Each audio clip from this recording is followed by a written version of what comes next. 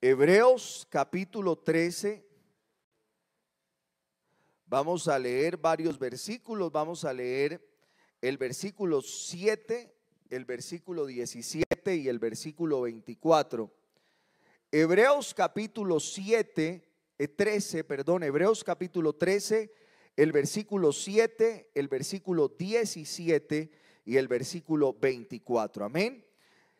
El versículo 7 dice: acordaos de vuestros pastores que os hablaron la palabra de Dios, considerad cuál haya sido el resultado de su conducta e imitad su fe. El versículo 17 dice: obedeced a vuestros pastores y sujetaos a ellos, porque ellos velan por vuestras almas como quienes han de dar cuenta, para que lo hagan con alegría y no quejándose, porque esto no os es provechoso. Y el versículo 24 dice: saludad a todos vuestros pastores y a todos los santos, los de Italia os saludan. ¿Puede sentarse, por favor?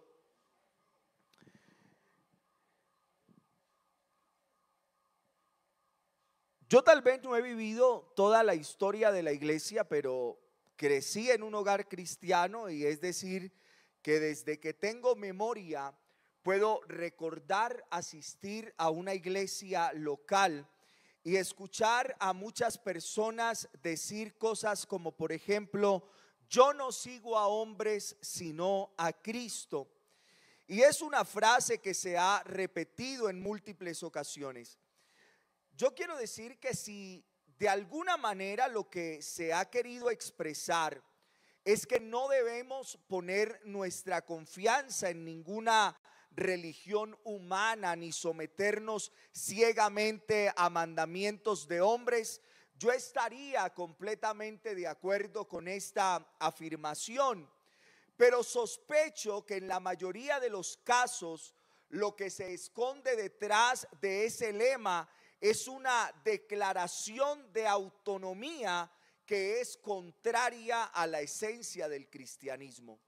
Ser cristianos, y quiero que me escuche muy bien en esta noche, ser cristianos implica someternos al señorío de Cristo como la autoridad suprema de nuestras vidas. Y a su vez, esto también implica la disposición de cada uno de nosotros a reconocer el liderazgo que Cristo mismo estableció para la administración de su iglesia. Somos cristianos porque nuestro yo ha sido crucificado juntamente con Cristo, como dice Romanos capítulo 6, y ha resucitado con Él para andar en vida nueva. Y ese Cristo, quien nos ha resucitado y que ahora es nuestro Señor, Él ha colocado, yo estoy seguro de eso, es Dios el que ha colocado pastores en su iglesia local para bendecir a su pueblo a través de ellos. El Nuevo Testamento habla ampliamente de los líderes que Cristo ha puesto sobre sus iglesias para velar por ellas. Y aquí, como punto de partida en relación con lo que dice Hebreos capítulo 13, podemos de algún modo tener varias enseñanzas que nos hagan crecer en esa comprensión de lo que es la iglesia local. Y lo primero que podemos aprender es que Cristo es la cabeza de la iglesia. Y Él, como cabeza de la iglesia, estableció en las iglesias locales pastores para que guíen su iglesia. Es la voluntad expresa de Cristo que la iglesia local tenga un pastor. Hebreos capítulo 13, el versículo 7 dice: acordaos de vuestros guías que os hablaron la palabra de Dios, y considerando el resultado de su conducta, imitad su fe. Y la palabra que en esta versión aparece como guía, pero que es la que aparece como pastor en la Reina Valera 60, es una palabra en la que apunta a que sus destinatarios, los destinatarios de la carta a los hebreos, pudieran recordar, traer a memoria a aquellos que habían sido sus pastores en el pasado, que les habían enseñado, pero que a su vez con su vida habían ejemplificado la palabra de Dios. El texto dice: consideren cuál haya sido el resultado de su conducta e imiten su fe. El versículo 17 del mismo capítulo 13 dice: obedeced a vuestros pastores y sujetaos a ellos. ¿Por qué? Ese por qué es explicativo, es junto. Dice: porque ellos velan por vuestras almas como quienes han de dar cuenta. Permitidles que lo hagan con alegría y no quejándose, porque eso no sería provechoso para vosotros. Es como que de alguna manera el autor en el versículo 7 les recuerda a los pastores del pasado, pero ahora les dice: esta iglesia no solo ha tenido pastores en el pasado, sino que los tiene también en el presente. Y les dice en el verso 24: saludad a todos vuestros pastores y a todos los santos, los de Italia os saludan. Debemos suponer que cuando la iglesia a la que se le dirige esta carta la recibe, estaba siendo pastoreada. Tenía un pastor allí presente en esa iglesia. Y podemos ver varios ejemplos.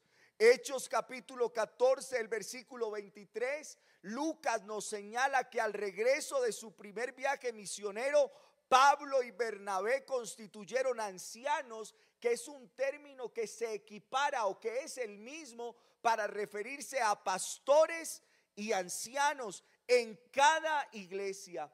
En Filipenses capítulo 1, Pablo envía saludos a los creyentes en Filipos e incluye a los obispos y diáconos. En primera de Timoteo 5:17 se nos ordena mostrar honra a los ancianos que gobiernan bien, y dice: mayormente a los que trabajan en predicar y enseñar. En Santiago 5, el versículo 14, leemos que si alguno está enfermo, debe llamar a los ancianos de la iglesia para que oren por él.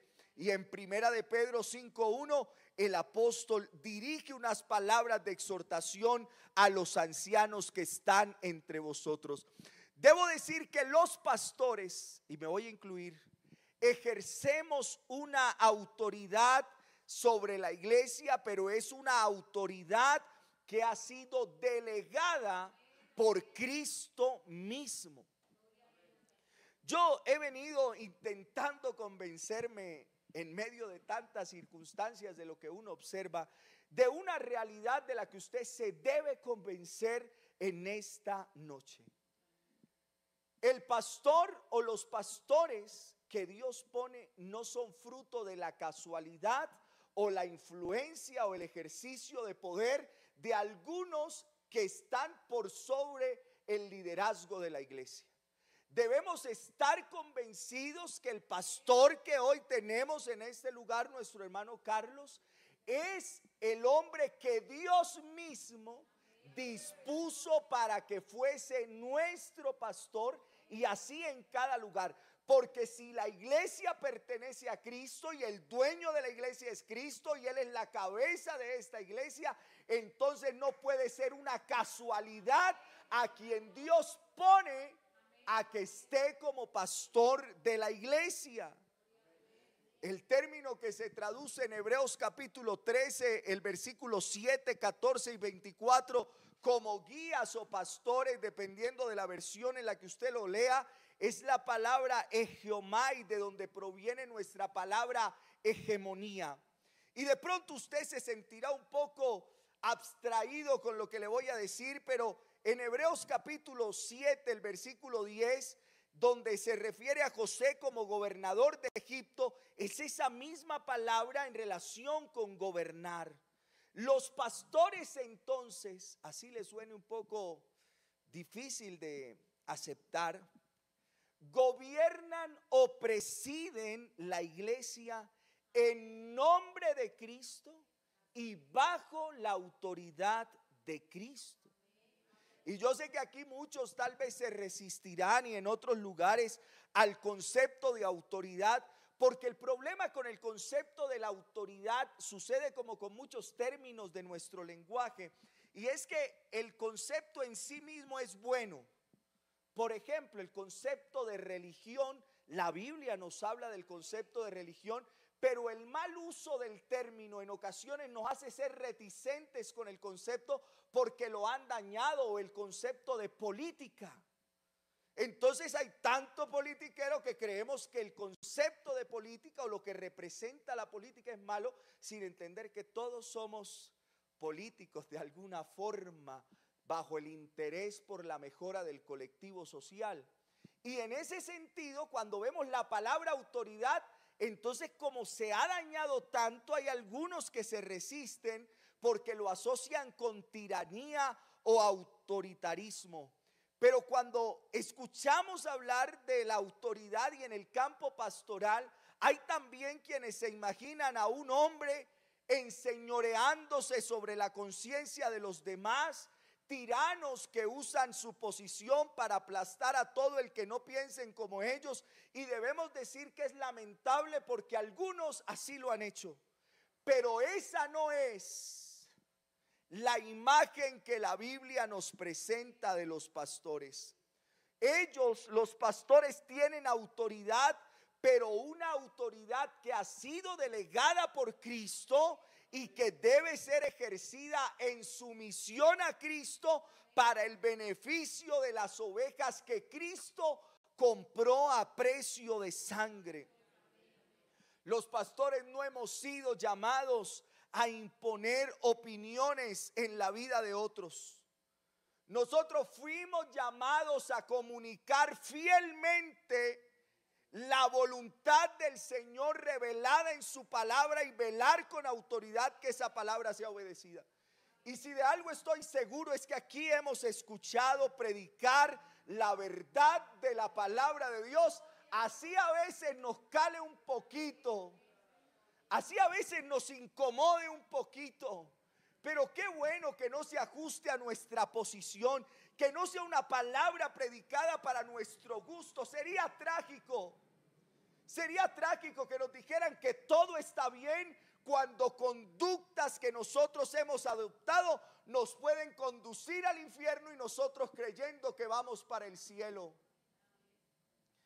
Qué bueno que se nos siga predicando la verdad de la palabra de Dios tal cual ha sido revelada, y que esa verdad de la palabra nos conduzca a obedecerla fielmente.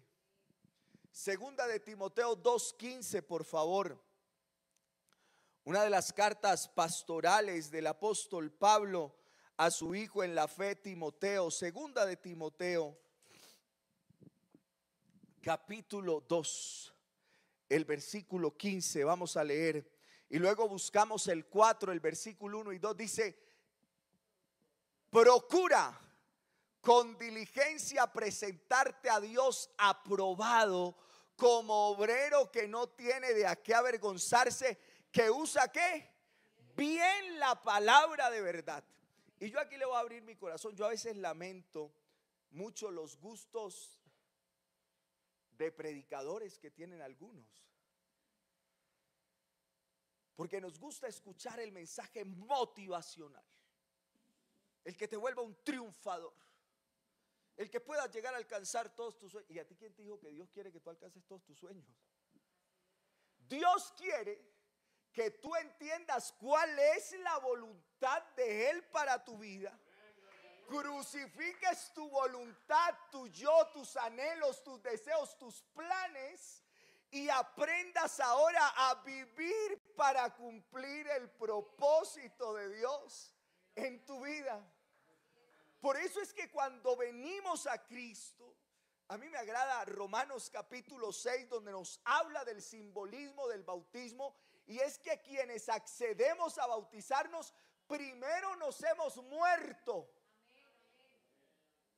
Porque a los únicos que entierran son a los muertos, porque si no estás bien muerto, cuando te ponen dentro del ataúd comienzas a zapalatear, a golpear, a gritar, pero si estás muerto ni chistas. Así es, cuando accedes a entregarle tu vida a Cristo, mueres a tus anhelos, mueres a los deseos pecaminosos, mueres a todos esos anhelos de la concupiscencia que hay en tu ser. Decides morir a eso, entonces te entierran en un acto simbólico que es el bautismo, pero a través de la resurrección de Cristo naces a una nueva vida en Dios. Naces a una nueva vida en Dios. Es decir, hermano, hay que predicar la palabra de Dios tal cual. Y dice, te encarezco delante de Dios, le pide Pablo a Timoteo, y del Señor Jesucristo, que juzgará a los vivos y a los muertos en su manifestación y en su reino. Versículo 2, por favor, que prediques la palabra. Que prediques la palabra, que instes a tiempo y fuera de tiempo, redarguye, reprende, exhorta con toda paciencia y doctrina. La palabra. Oiga, qué beneficiados hemos sido nosotros, y públicamente lo digo, del ministerio de nuestro pastor, el hermano Carlos, porque hemos aprendido a amar la palabra. Porque se nos ha predicado la verdad de la palabra, no historias, no suposiciones, no reflexiones, no motivaciones, no mensajes sustentados en la positividad, en que tú sí puedes, es que tú lo vas a lograr. No, hermano, el poder de la palabra, la declaración, no, hermano, no. Aquí la que sigue teniendo poder es la palabra del todopoderoso Dios. Esa palabra sí tiene poder.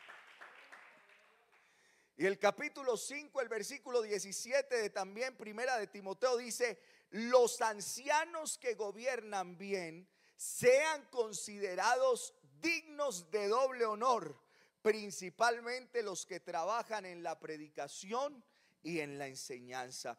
Y primera de Tesalonicenses 5, el versículo 12 y 13, por favor. Una carta también dirigida a una iglesia en un lugar que aún hoy existe, Tesalónica.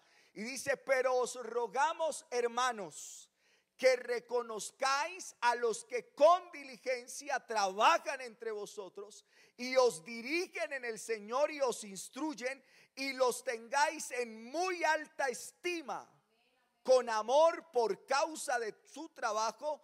Vivid en paz los unos con los otros. Los pastores no son tiranos.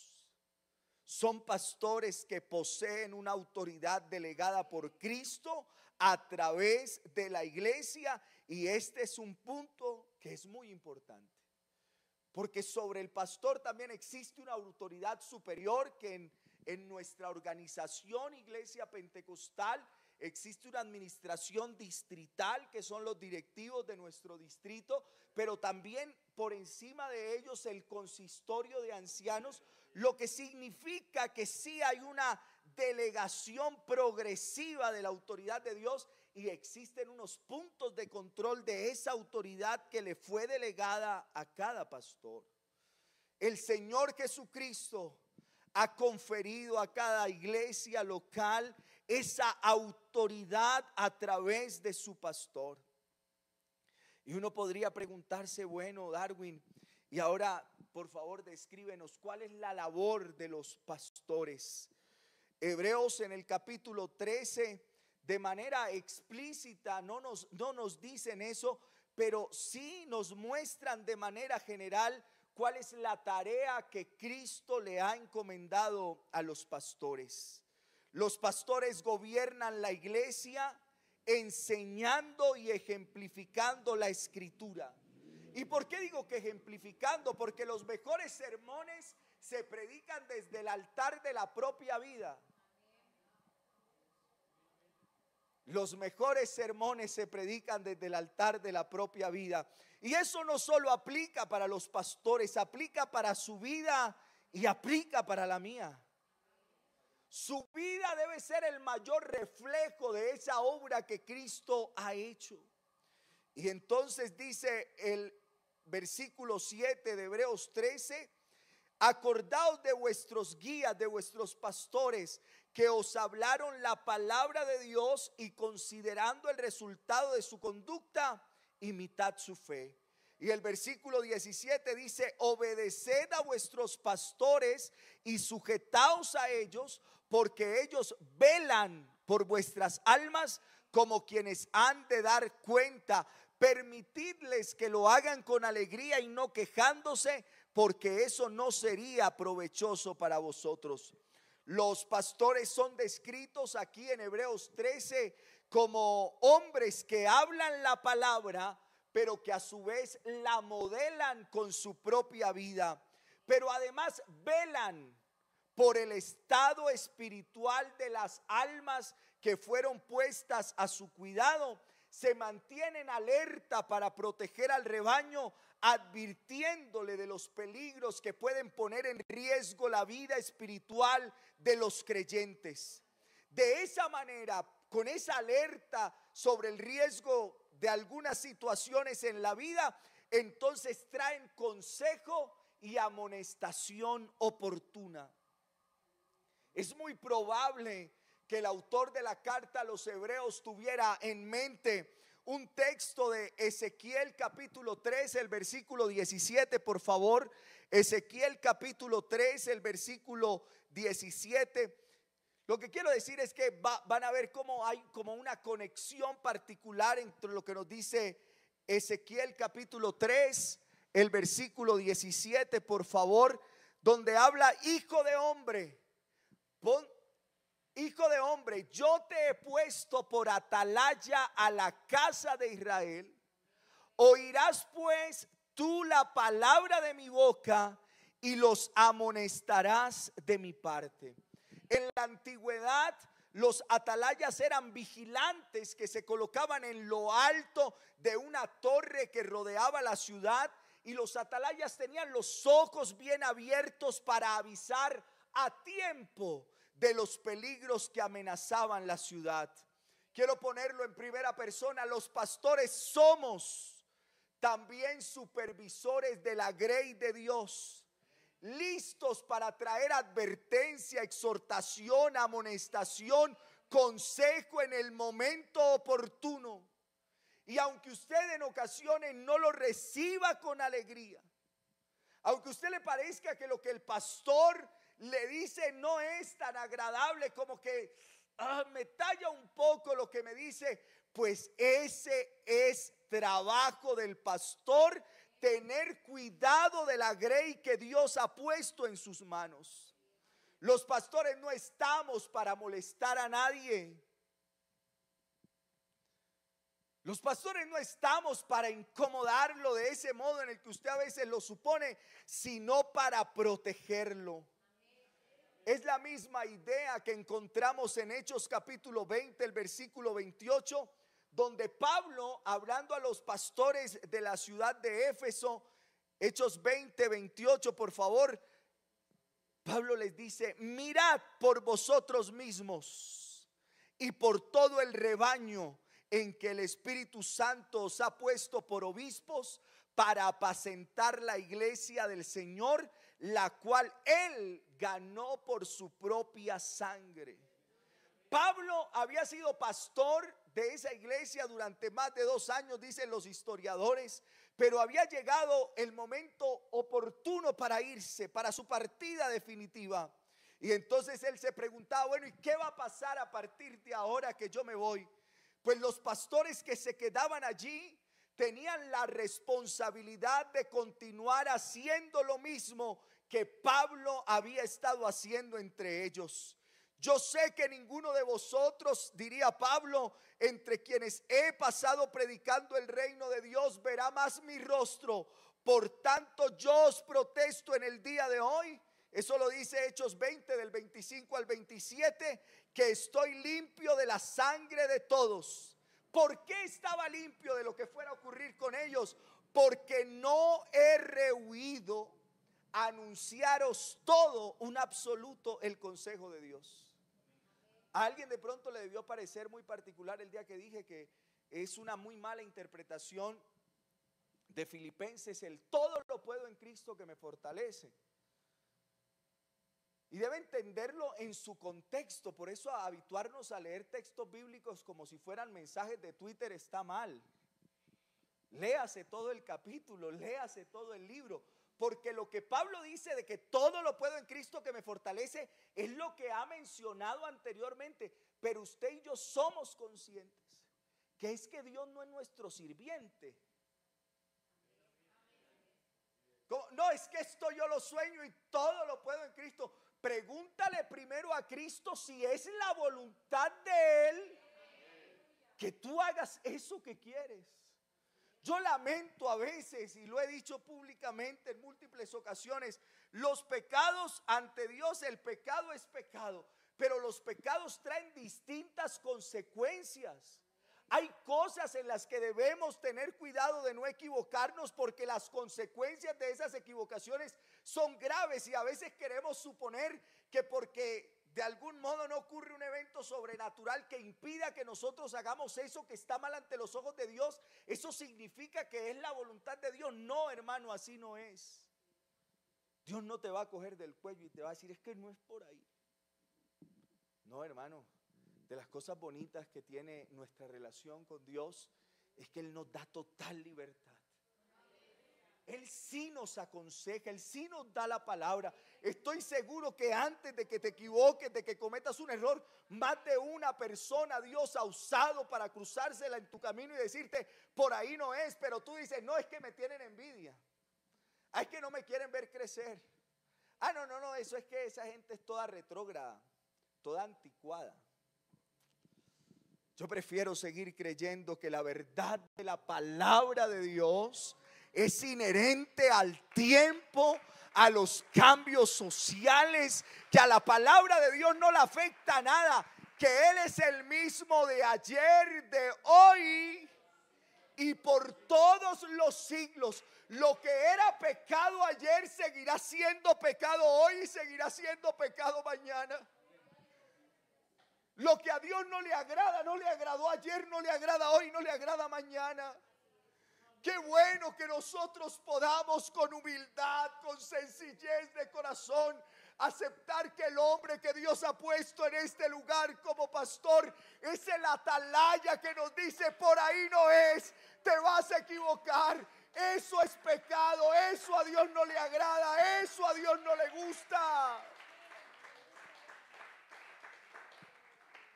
Qué bueno que nosotros con humildad podamos atender a la voz de Dios a través de nuestro pastor. Los pastores que se mencionan en Hebreos capítulo 13 versículo 7 no solo habían sido fieles al ministrar la palabra, sino modelándola delante de ellos. Dice, acordaos de vuestros guías que os hablaron la palabra de Dios y considerando el resultado de su conducta, imitad su fe. Es probable que estos pastores de los que escribe el escritor a los hebreos, así suene redundante, hubiesen partido ya con el Señor. Pero eran hombres que habían vivido fielmente y que habían muerto fielmente. Y ahora el autor de la carta los exhorta a que hagan algo, y es a que los imiten. Y ahí yo creo que ese es un gran reto, ¿no? Porque no quiere decir que estos pastores habían sido perfectos, pero fueron hombres íntegros que manifestaron en sus vidas un genuino deseo de hacer la voluntad de Dios, aún en medio de muchas dificultades y aflicciones. Y yo casi siempre traigo a colación y recuerdo al primer pastor que hay en mi memoria, quien ya partió con el Señor, el hermano Luis Emel Pérez, un hombre de Dios que de verdad marcó mi vida, la marcó significativamente. Cuando yo crecí y iba con el grupo de evangelismo de la iglesia local de mi pueblo a los rincones más alejados, pero ahora íbamos en moto o en carro, allá en los rincones a donde tenía él que llegar después de caminar de un día de camino por unos caminos difíciles, de cruzar ríos, situaciones de violencia muy complejas, allá en los lugares más alejados a los que ahora llegábamos en un par de horas en moto, de pronto usted se encontraba un anciano que le decía así: por aquí hace como 15 años vino el pastor Luis Emel a predicar el evangelio. Qué agradable saber que siguen existiendo, no solo han existido hombres que han estado dispuestos a sacrificarlo todo. Porque si hoy yo estoy aquí, a mí me emociona pensar en eso, que tal vez el día que el hermano Nayib Pérez le predicó el evangelio a mi papá y él llegó al evangelio por el trabajo de este pastor que le menciono, si alguien le hubiera dicho a ese hermano que el hijo de Ramón Figueroa en 20, 30 años iba a ser pastor de la iglesia, él le hubiese dicho: mentira. El gerente de la fiesta y fiestas del Tarra va a tener un hijo que luego va a ser pastor. Eso nadie se lo creía. Pero en los planes de Dios, a mí me agrada pensar que haya gente que no crea que lo que Dios hace tiene sentido. Que haya gente que crea que esto no tiene valor, predicar el evangelio. Pero predicar el evangelio no solo cambia tu vida en el ámbito espiritual, te lo transforma todo. Dios te da nuevas expectativas, nueva visión, transforma la historia de tu familia. Por eso yo hace días decía en la radio que las maldiciones generacionales existirán para los que no han venido a Cristo, pero el día que venimos a Cristo, hermano, el pasado se acabó. La historia de divorcio se acabó. La historia de enfermedades, de muerte, de alcoholismo, de drogadicción, eso se acabó, porque ahora Cristo ha traído una vida nueva. Y qué bueno que haya usado hombres como mi pastor Luis Emel. No terminó ni la primaria, pero es agradable ver que, y tal vez usted dirá, y yo sí podría tal vez sacar pecho aquí de lo académico, pero eso lo dejo a un lado, porque aquí lo más grande, lo más maravilloso es que Dios nos haya visto con ojos de amor, nos haya dado de su gracia, de su bondad, de su misericordia. Hay que honrar a nuestros pastores. Hay que honrar a nuestros pastores por el trabajo invaluable que han hecho, considerando el resultado de su conducta y en consecuencia del resultado de su conducta, que podamos imitar su fe. El tiempo ha pasado y hay tal vez mucho para decir, pero sé que en otra oportunidad tendremos tiempo. Pero yo quiero invitarlo a estar en pie. ¿Y qué tal si en esta noche agradecemos a Dios por la vida de los pastores que hemos tenido, que aún están con vida, por la vida de esos hombres que un día fueron y le predicaron a usted?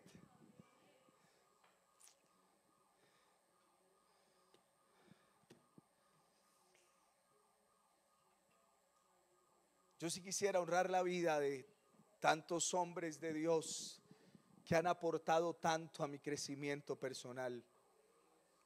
La primera vez que yo prediqué en una iglesia local en Pamplona, el pastor, cuando terminó el culto y yo prediqué, se acercó y me dijo: Darwin, ¿quieres aprender a predicar? Y yo no es que hoy lo sepa todo, pero antes predicaba horrible. Y se sentaba ahí en la primera banca cada vez que me dejaba predicar, y después que yo terminaba me retroalimentaba, me enseñaba, me direccionaba, y yo nunca le pagué nada por todo lo que él aportó. Usted tal vez ha estado en situaciones difíciles, complejas, y su pastor ha estado allí no solo orando, sino aconsejándole, dirigiéndole. De seguro usted ha tenido una necesidad económica y su pastor ha estado allí para ayudarle. Tal vez su familia ha requerido de que alguien vaya y les predique el evangelio y su pastor ha cruzado horas y horas de camino por distintos lugares con tal de ir a predicarle el evangelio. Son dignos de honra nuestros pastores, son dignos de ser honrados por el trabajo que han hecho. A veces cuando yo hablo con el hermano Carlos, él me dice como: Darwin, yo no sé cómo he llegado hasta aquí, ha sido la gracia de Dios. Darwin, yo predicaba con unas botas de caucho a las que las arreglaba o las remendaba con otros pedazos de caucho caliente. Y desde allá Dios vio que un día, no me cabe la menor duda, lo iba a traer a este lugar a ser nuestro pastor, a direccionarnos, a enseñarnos. Qué bueno que le honremos por el trabajo, por la obra que ha hecho hasta el día de hoy. Yo quiero que le demos gracias a Dios en esta hora. Eterno y soberano Dios, bendito Salvador, maravilloso Jesús. Queremos darte gracias, Señor. Gracias por los pastores que tú has puesto para dirigirnos, para formarnos, para enseñarnos, para instruirnos. Gracias por la vida de cada uno de ellos. Gracias por sus familias, sus esposas, sus hijos. Hombres y familias decididos que lo abandonaron todo y se fueron a lugares donde ni el Estado llegaba, pero estuvieron dispuestos a predicar la verdad de tu evangelio, para que hoy muchas vidas hayan sido impactadas y transformadas por el poder de tu evangelio. Gracias por cada uno de ellos. Yo te quiero dar gracias por mi pastor Carlos, Señor, por su familia. Agradecerte por este hombre don que has puesto en este lugar. Honrarle por todo lo que ha hecho, Señor, y rogarte que lo bendigas. Presentarte, Señor, al pastor Alfonso Prada, Nehemías Gutiérrez, a la familia de mi hermano Luis Emel, a la familia del hermano Pablo López, por la familia de mi hermano Sigifredo Caicedo. Gracias por estos hombres que tú has usado en favor nuestro y que hoy, Señor, podemos decir gracias por estos hombres don. Te pedimos, Señor, que nos lleves con bien hasta nuestros hogares. Guarda, Señor, nuestra salida de este lugar. Te lo pedimos en tu santo y poderoso nombre. Amén y amén. Hermanos, que el Señor Jesucristo les bendiga y los lleve con bien a sus hogares.